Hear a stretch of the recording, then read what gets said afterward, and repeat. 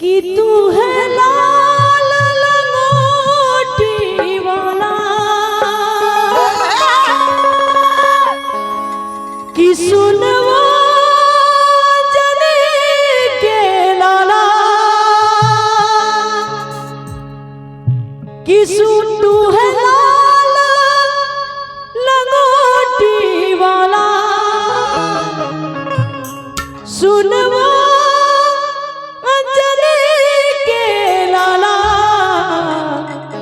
भव पार कर उस पार कर, मुझे भव से तू उस पार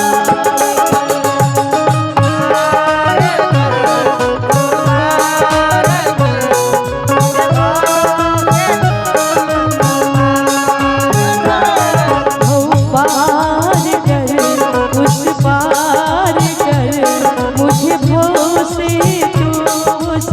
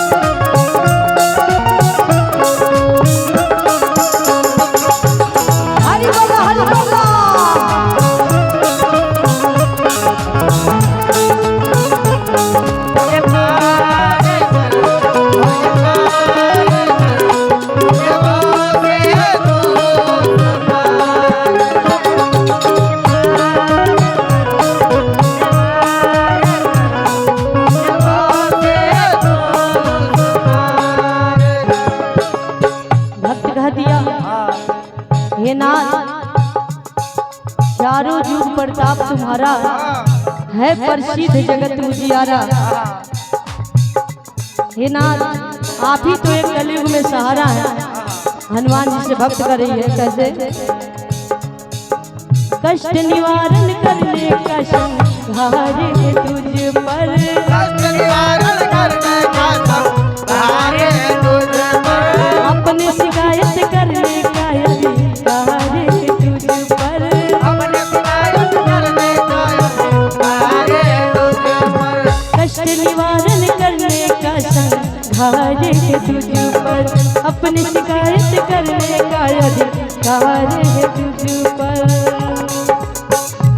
सबके झोले भरने वाला, सुनवा जाने के लाला, सबके झोले भरने वाला, सुनवा जाने के लाला, भव पार कर उस पार कर, मुझे भव से तू उस पार कर।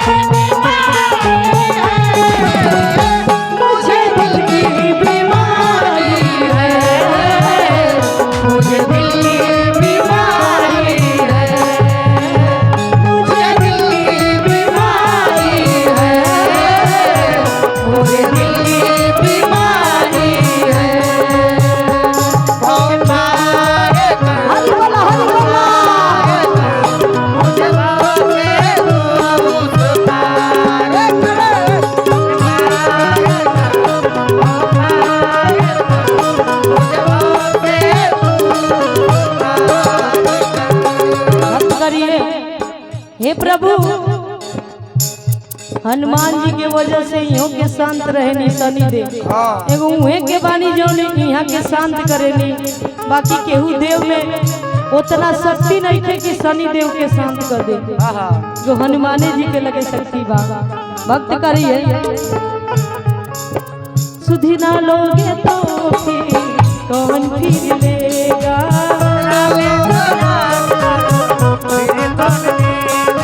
इन पर नजर नहीं डालोगे तो फिर कौन देगा।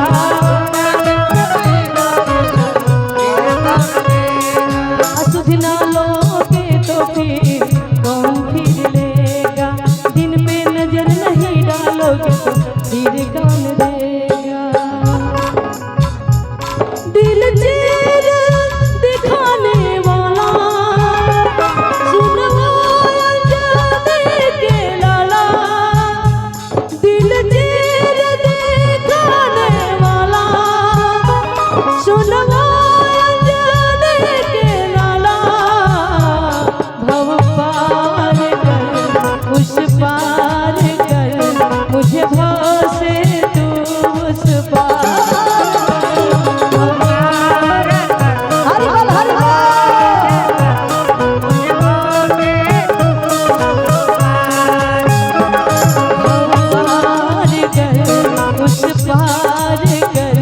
मुझे भाव से तू उस पार।